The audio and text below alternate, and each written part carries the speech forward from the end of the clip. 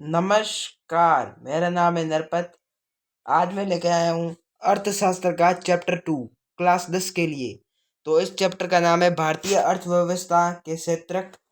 तो ये कुल 5 अंक का ये चैप्टर आता है और इसमें 1 अंक का वस्तुनिष्ठ प्रश्न और एक अति लघुत्तरात्मक और एक एक मतलब 3 नंबर का प्रश्न आता है दीर्घ उत्तरीय। ठीक, तो शुरू करते हैं प्रश्न। तो क्वेश्चन है कि एक वस्तु का अधिकांशतः प्राकृतिक प्रक्रिया से उत्पादन देश क्षेत्र की गतिविधि है। ये प्राथमिक क्षेत्र की गतिविधि है और किसी वर्ष में उत्पादित देश के कुल मूल्य को सकल घरेलू उत्पाद कहते हैं। तो ये इसका होगा सभी अंतिम वस्तुओं और सेवाओं का, और इसे जीएसटी भी कहते हैं। तीसरा प्रश्न है, तृतीय क्षेत्र को अन्य नाम से जाना जाता है। तृतीय क्षेत्र को क्या जाना जाता है? सेवा क्षेत्र। और चौथा प्रश्न है, अर्थव्यवस्था के द्वितीय क्षेत्र का उदाहरण है। तो द्वितीय क्षेत्र का उदाहरण है इस्पात बनाना। क्या? इस्पात बनाना। छठा है, सार्वजनिक और निजी क्षेत्र देश के आधार पर विभाजित है। पांचवा प्रश्न है, सार्वजनिक और निजी क्षेत्र देश के आधार पर विभाजित है। तो इसका आंसर है निजी क्षेत्र उद्यमों के स्वामित्व के आधार पर विभाजित है। इसका आंसर है। इसके बाद छठा प्रश्न है, भारतीय अर्थव्यवस्था में कृषि क्षेत्र के श्रमिकों में अधिकांशतः बेरोजगारी पाई जाती है। कौन सी? अल्प बेरोजगारी। सकल घरेलू उत्पाद का पूरा नाम है शुद्ध घरेलू, सकल घरेलू उत्पाद या संपूर्ण घरेलू उत्पाद या उपयुक्त सभी। इसका आंसर है ब, सकल घरेलू उत्पाद। ठीक, उसके बाद हम चलते हैं थोड़ा एक और है, सार्वजनिक क्षेत्र का उदाहरण है टाटा आयरन स्टील कंपनी या रिलायंस इंडस्ट्री लिमिटेड, या स है डाकघर, या द एयरटेल। और तो देखते हैं, इसका आंसर है डाकघर। ये सार्वजनिक क्षेत्र का उदाहरण है। इसके बाद अति लघुतरात्मक प्रश्न पे चलते हैं। तो सकल घरेलू उत्पाद किसे कहते हैं? तो किसी देश के भीतर किसी विशेष वर्ष में उत्पादित सभी अंतिम वस्तुओं और सेवाओं के मूल्य का योग सकल घरेलू उत्पाद कहलाता है। बेरोजगारी किसे कहते हैं? जब जब प्रचलित मजदूरी पर काम करने के इच्छुक व सक्षम व्यक्तियों को कोई कार्य उपलब्ध नहीं हो तो ऐसी स्थिति बेरोजगारी कहलाती है। ठीक, इसके बाद सार्वजनिक, तीसरा प्रश्न है, सार्वजनिक क्षेत्र से आप क्या समझते हैं? उत्पाद के साधनों पर सरकार का स्वामित्व, प्रबंधन एवं नियंत्रण होता है। मध्यवर्ती वस्तुएं किसे कहते हैं?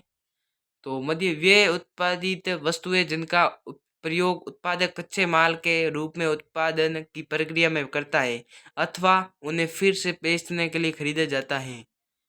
पांचवा प्रश्न है, संगठित क्षेत्र से क्या तात्पर्य है? तो वे उद्यम अर्थात कार्य स्थान आते हैं जहां रोजगार की अवधि नियमित होती है, काम सुनिश्चित होता है और सरकारी नियमों व विनियमों का पालन किया जाता है। छठा प्रश्न है कि द्वितीय क्षेत्र की गतिविधियों के कोई 2 उदाहरण दीजिए। तो इसमें प्राकृतिक उत्पादों को विनिर्माण प्रणाली द्वारा अन्य रूपों में परिवर्तित किया जाता है, जैसे कपास। कपास एक प्राकृतिक उत्पाद है और इससे कपड़ा बनाया जाता है। और एक है गन्ना। गन्ना एक प्राकृतिक, उससे चीनी बनाई जाती है और इससे गुड़ भी बनाया जाता है। उसके बाद 7वां प्रश्न है, तृतीय क्षेत्र को सेवा क्षेत्र क्यों कहा जाता है? क्योंकि इसके अंतर्गत सभी सेवाओं वाले व्यवसाय सम्मिलित हैं, जैसे परिवहन, संचार, व्यापार, शिक्षा, स्वास्थ्य। इसके बाद प्रबंधन आदि। मनरेगा का पूरा नाम क्या है? महात्मा गांधी राष्ट्रीय ग्रामीण रोजगार गारंटी अधिनियम 2005। तो प्रचंड छिपी हुई बेरोजगारी किसे कहते हैं? जब किसी कार्य में आवश्यकता से अधिक व्यक्ति संलग्न करते हैं तो उसे छिपी हुई अथवा प्रचंड बेरोजगारी कहा जाता है। इनमें कुछ लोगों में वहां से स्थानांतरित कर दिया जाए तो भी कुछ उत्पादन पर कोई प्रभाव नहीं पड़ेगा। ठीक, अभी आ गए हैं पहला प्रश्न दीर्घ उत्तरीय प्रश्न का। तो मतलब ये कुल 3 अंक का प्रश्न आएगा इनमें से कोई। तो असंगठित या एवं संगठित क्षेत्र में अंतर स्पष्ट करें।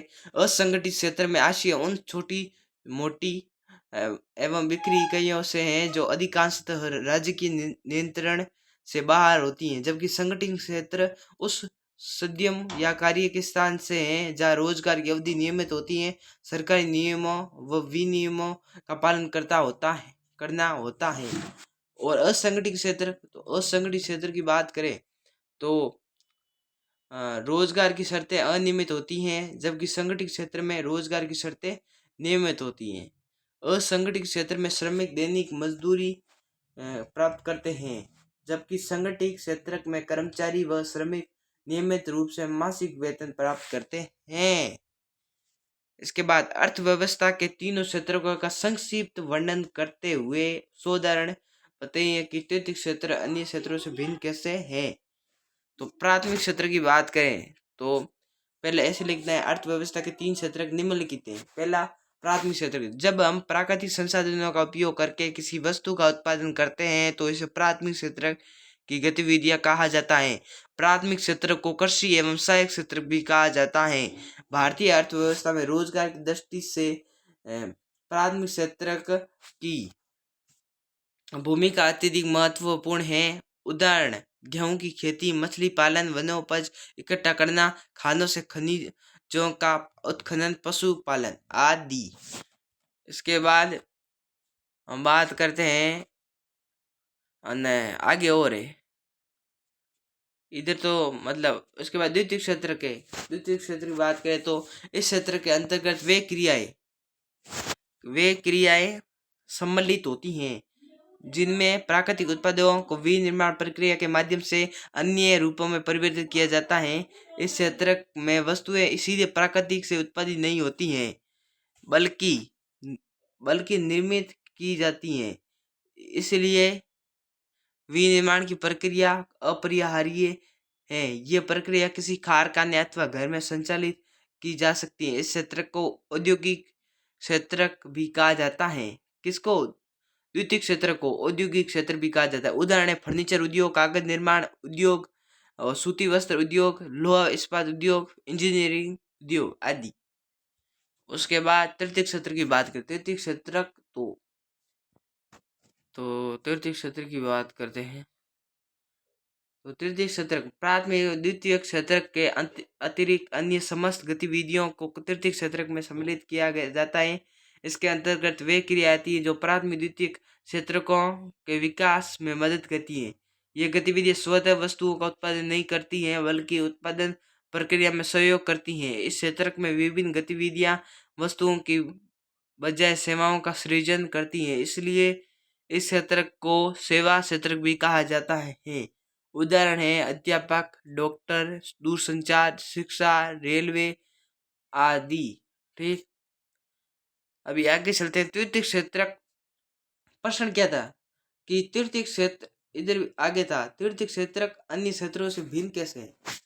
तो तृतीय क्षेत्र अन्य क्षेत्रों से भिन्न तथा एक दूसरे से परस्पर निर्भर, जैसा कि उपयुक्त विवरण में बताया गया है कि प्राथमिक क्षेत्र, द्वितीय क्षेत्र तथा तृतीय क्षेत्र में कौन सी आर्थिक गतिविधियां संपन्न होती हैं। तो तृतीय क्षेत्र को सेवा क्षेत्र भी कहा जाता है, क्योंकि इसमें परिवहन, संचार, बीमा, बैंकिंग, भंडारण, व्यापार आदि से संबंधित सेवाएं प्रदान करता है। प्राथमिक एवं द्वितीय क्षेत्र वस्तु उत्पादित करते हैं, जबकि ये क्षेत्र अपने आप में कोई वस्तु उत्पादित न करके इन दोनों क्षेत्रों के विकास का सहयोग होता है। उदाहरण है प्राथमिक एवं द्वितीय क्षेत्रकों द्वारा उत्पादित वस्तुओं को थोक एवं खुदरा विक्रेताओं को बेचने के लिए ट्रैक्टर, ट्रकों, रेलगाड़ी द्वारा परिवहन की जरूरत पड़ती है। इन वस्तुओं को कभी कभी गोदाम या शीतगृह में भंडारण की भी आवश्यकता होती है। इस प्रकार परिवहन, भंडारण, संचार, बैंकिंग प्राथमिक एवं द्वितीय क्षेत्रों के विकास में सहायक एवं एक दूसरे पर परस्पर निर्भर हैं। ठीक गाइज, ये पूरा चैप्टर कंप्लीट, ये अर्थशास्त्र का पूरा चैप्टर कंप्लीट। अगर आपको वीडियो लगे अच्छा तो like and subscribe. Bye bye.